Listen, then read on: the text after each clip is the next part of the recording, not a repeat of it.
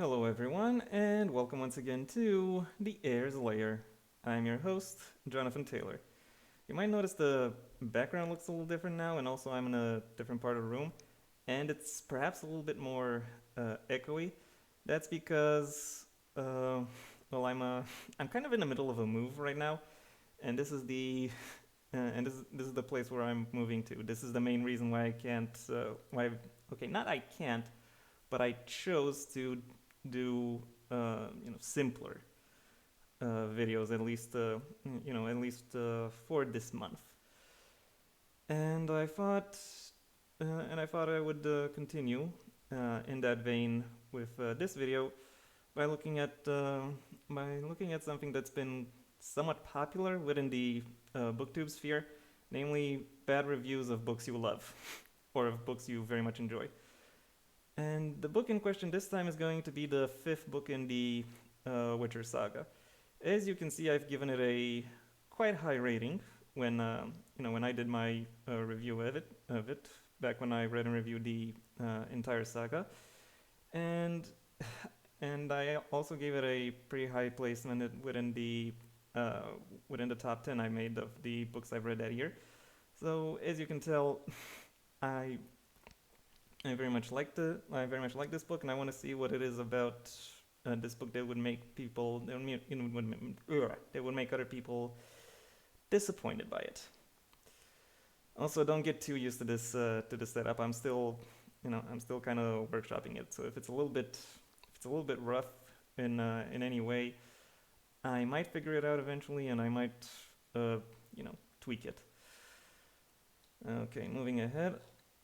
This is the Polish description. I don't read any Polish. This is this is the author bio.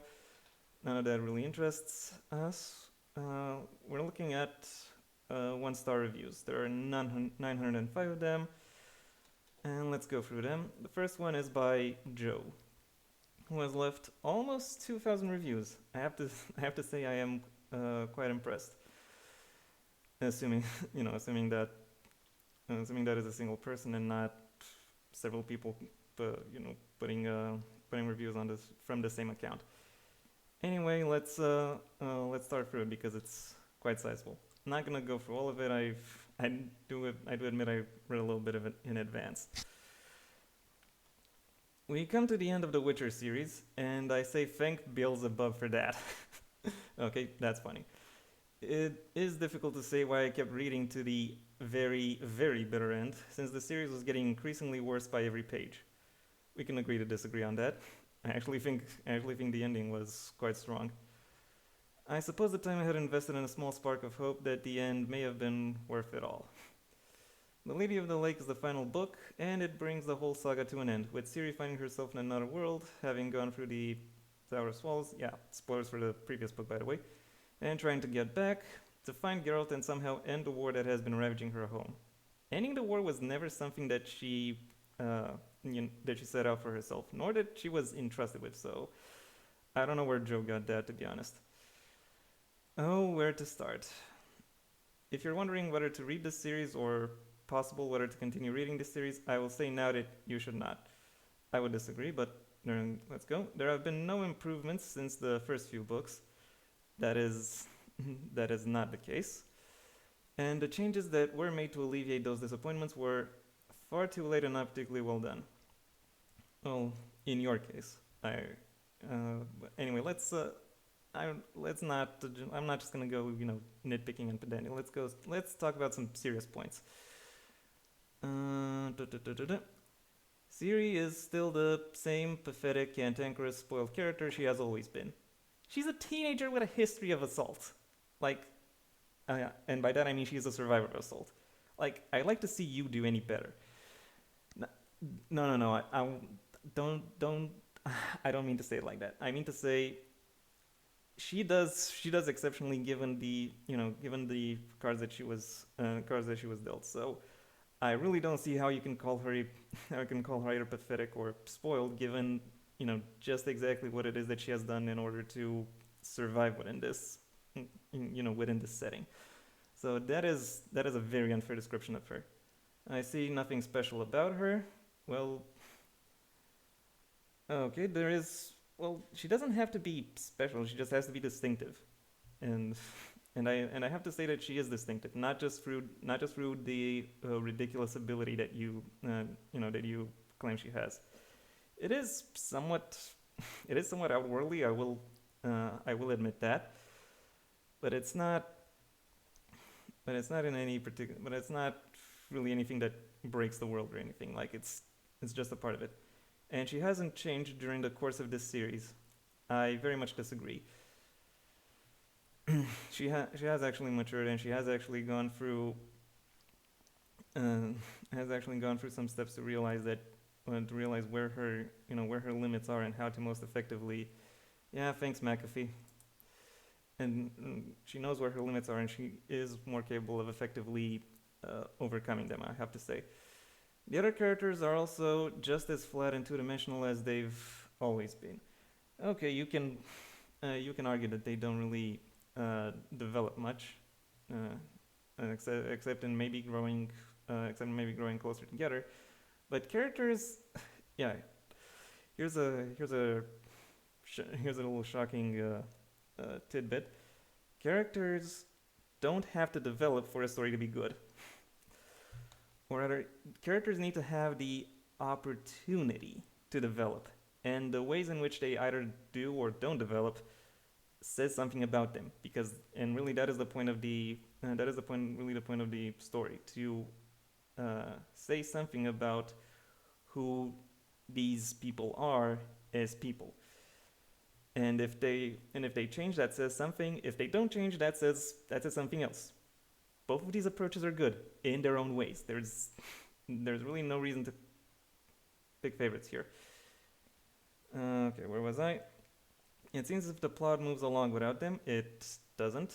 As if even if they weren't there, what was happening would still be happening. That would very much not be the case. Even if you're just talking about the leads, they do very much actively drive the plot and the action forward. They do when they what they do what they set in motion does influence everything that goes on, and it does converge into this into that final point towards that final confrontation. And I have to say that final confrontation within this within this book, and with all the ways in which it is set up, and all the ways in which um, in which it goes down, is very well done. It is very cinematic. It is very well described, and it plays with the expectations of the audience when it comes to tension in very interesting ways. And really, I really can't see how you can say that the main characters have no influence whatsoever there. Um, there's a little else to say. The dialogue has not improved. Okay, well, I will concede to that. Dialogue was never really Sapkowski's strong suit. Well, okay, the content of the dialogue has always been quite interesting. How it is that the characters describe the world, or how it is that they conceptualize it, or how what it is that they say reveals various tidbits about the world. But the way the dialogue itself has been presented has always been kind of simplistic. That's true. I will admit to that. And the characters, as I said, have not improved, and their reasonings and thought processes are as dull as ever. Well, I won't say they're dull. I will say they are straightforward. I will say they are either they are either professionals who who are effective at finding the best course of action, or they are single-minded and will move heaven and earth to get to get what they want to see done. That can that can very much look dull if you're not otherwise invested. And I would argue the book does a great job at getting the readership otherwise invested, but it seems Joe disagrees. Uh, there are still no women who get along with other women. There is an entire coven of witches that disagrees with that statement. They all wish to sleep with Geralt or kill any other woman who desires the same. Not true. And the fact that we are supposed to believe that Geralt and Yennefer's love in in quotations, is true and wonderful is ridiculous, considering that in The Last Wish, Geralt wishes for Yennefer's love. Not the case.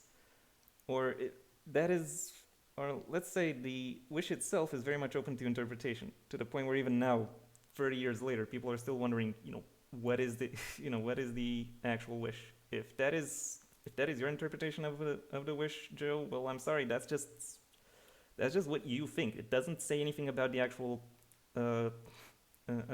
story itself. Next up, next paragraph. The ending was also exceedingly disappointing and, quite frankly, pointless. To you, I think it served its purpose, especially if you look at the, I'll say, greater tapestry that is built around it. The way the narrative itself has been mythologized, and what that says about the world as a whole. It is actually one of the few positives I'm prepared to grant the the actual final book in the Witcher Saga: Seasons of Storms, that they did actually do a great job at developing that mythos that grew around around Geralt's adventures. Okay, moving ahead. It is quite an easy read once you get beyond every single man being obsessed with sex and rape. They're not. Anyway, I hope some men who read this are actually offended by that, because if men aren't annoyed that the media think they're obsessed with sex and need tits and legs just to watch her interact with something, then there's no hope at all. That's all you got from this book? That it's got sex and tits and legs? Did the entire fauna of the book pass by you? All the descriptions of monsters, all the ways in which they are cataloged, the ways people think about them, conceptualize them, how they are, how they are divided in accordance to, in accordance to their types, in accordance to their characteristics, how the societies of this world are set up, how the magic system is expanded upon. All of that, just flew past you. Did you really not catch on any of that, Joe? I'm frankly disappointed. Anyway, moving ahead. Lance hit his review because of spoilers. Okay. Edward, a very short one. A disappointing ending for a promising series. Well, at least he enjoyed the rest of the series. Tended to go back and play The Witcher free to recapture my love of the world. Go ahead and do so. Andrea, who made 877 reviews, DNF'd this at 25%. Little typo there. I can't even. Yeah, okay, that's funny. Setting aside that the Wunderkind series can suddenly and inexplicably travel between worlds, or in time in the very last book of the series, there's the same old pacing of a meandering plot that does nothing for me. Every single woman seems to exist solely to bitch about our female characters and or lust after Geralt. Where do you even get that? Like, seriously, where do you even get that? Like, anyway, and I just really can't be bothered to finish it. I tried. I enjoyed the early short stories, but I could never get into the full-length novels. Oh well. I do actually sympathize with that, because I can understand how the short story collections promise you something, and then the novels themselves kind of don't deliver on that. The novels did kind of have a little bit of a growing pain to go through, but I have to say that the fourth and the fifth have really, in my mind, in my opinion, and you can again see my reviews of them, really overcome them and have really become interesting and captivating pieces of fiction. But apparently Andrea disagrees. Next up, Susie, who left 212 reviews. Because 2020 wasn't bad enough, I decided to dash what little spirit I had left by reading the Witcher series.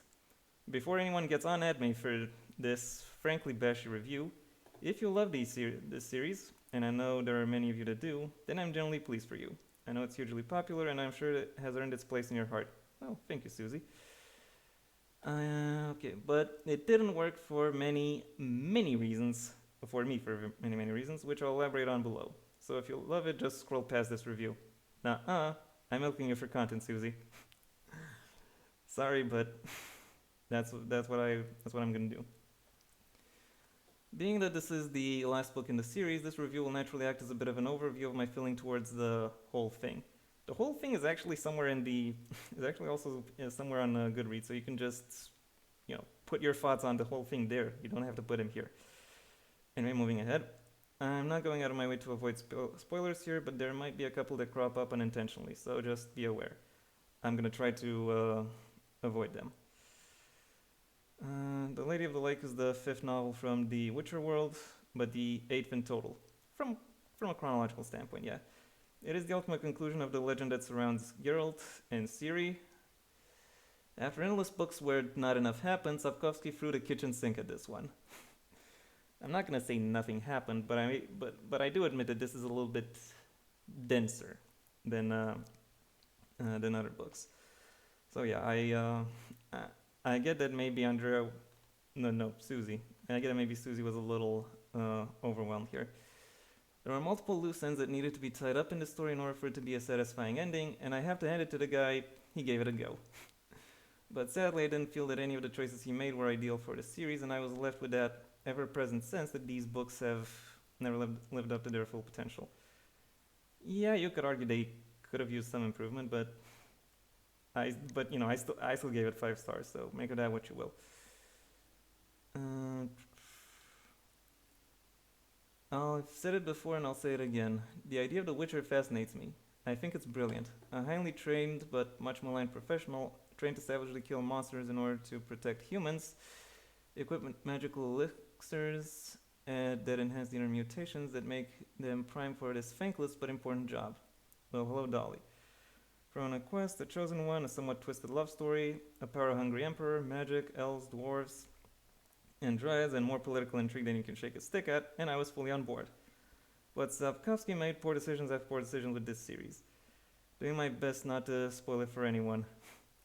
But the underlying link between Emir and Ciri, for example. Really? Come on, man. Yeah, okay. That is a little bit weird, I will admit, but moving ahead. There were other elements of the story's conclusion that also failed to hit the mark for me. Zero character development. Yeah, not particularly necessary for a book series. I've said it before, and I'll stick to it. Sapkowski dangles it like a carrot, but leaves us with the stick. Yennefer and Ciri remain aloof and frankly unlikable. Ciri's teenage temper She's an assault survivor. How would you expect her to behave? Anyway. The relationship between Yennefer and Ciri is supposed to have moved into deeper emotional territory, yet I still wasn't buying that chemistry. Yeah, okay, fair. I can see how you come to that conclusion. Equally, Geralt talks a bit game, but doesn't really change at all. He changes enough. And the only other frequent flares from all 8 books, Dandelion, takes a rain check and barely features throughout the latter part of the novel. I would argue that is necessary. But anyway, moving ahead. The outcomes for the remainder of the traveling company felt rushed and lazy, albeit fitting for the story. Well, if it fits the story, what's the problem? And in regards to that final showdown, meh, fair. Okay. I'm not gonna go too deep into that because spoilers. Another issue with the writing that has plagued the series from the start is the lack of sufficient explanation. There was a lot of explanation in this series, as I've said before, but perhaps not in the parts that you would have liked. I get the sense that Sapkowski can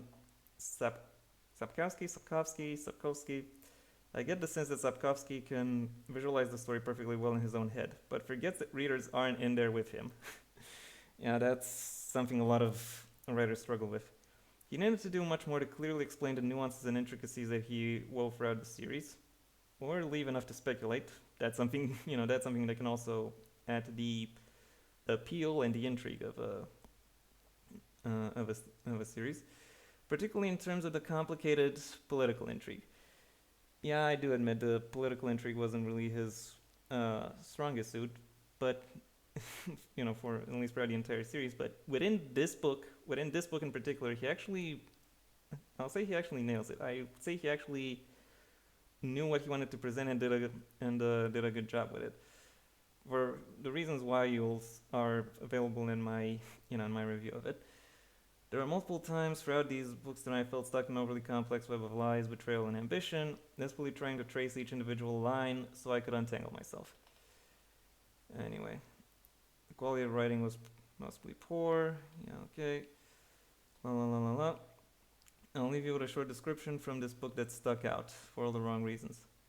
Just before a big battle, a commander gives what is supposed to be a stirring speech to his troops, gearing them up for battle they are unlikely to survive.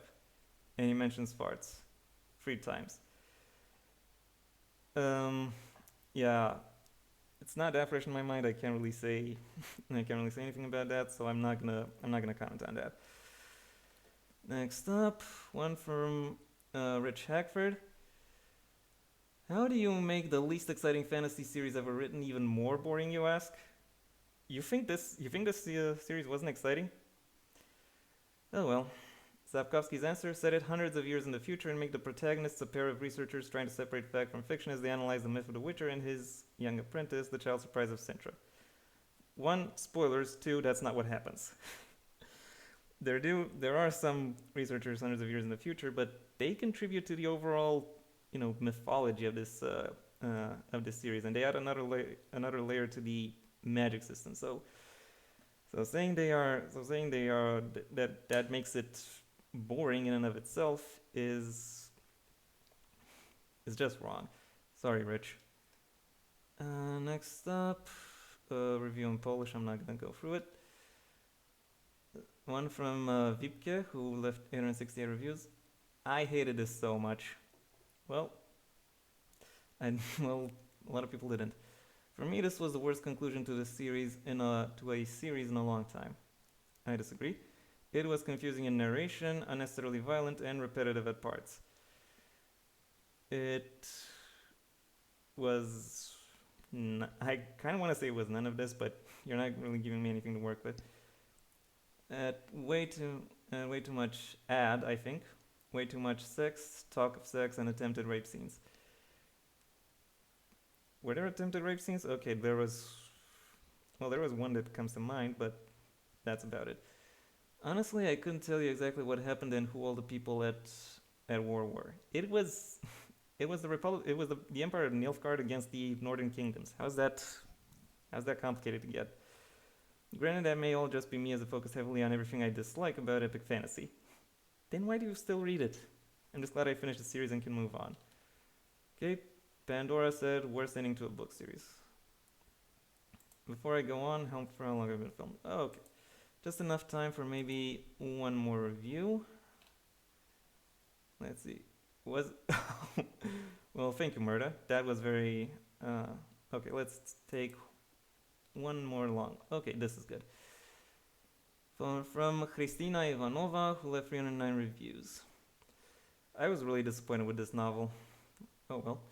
Without spoiling for anyone, the ending was bad, so was the character development. I already went over the character development. I won't repeat myself. Many storylines were left unfinished. Plenty of the most important ones weren't, leaving that somewhat open to allow readers to fill in the blanks and allow them to wrap around their head just the fact that this is a living dynamic world is a good approach, if you were to ask me. I believe anyone who has read the whole series would know what I'm talking about. Many characters very well observed in the previous books were just left aside. I actually somewhat disagree with that. I think the characters from previous books who were left aside had their stories just finish within those books. But this book actually did a great job at returning to various characters and establishing that they are still that either they are still players or what it is that is going on in their lives from now on. So saying that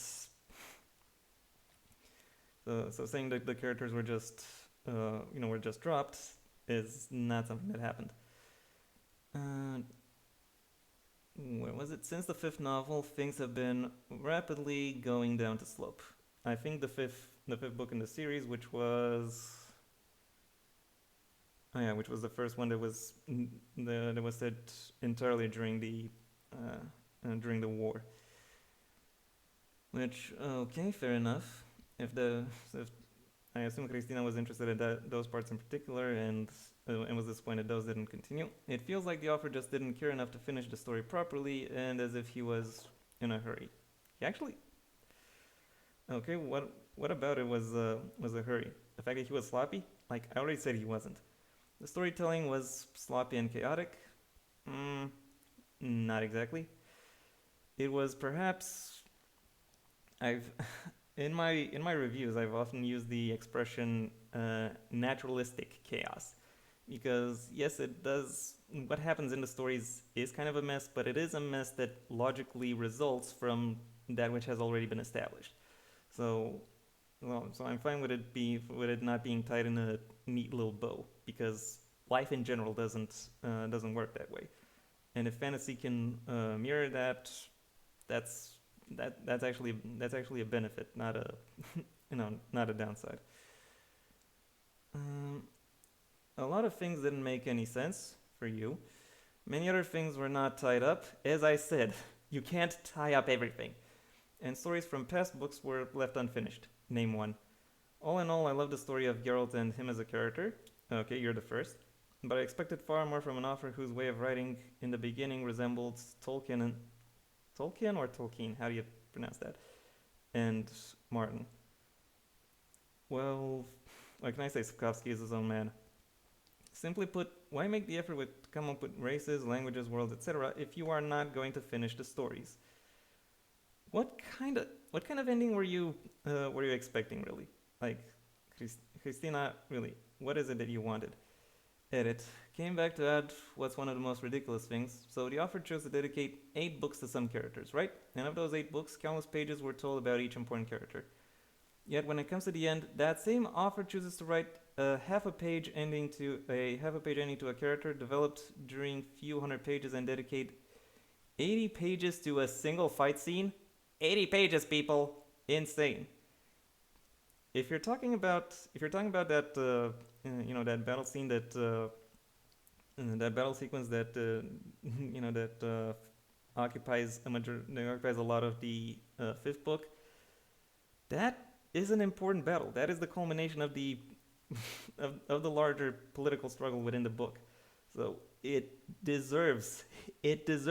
needs those 80 pages. It needs to show the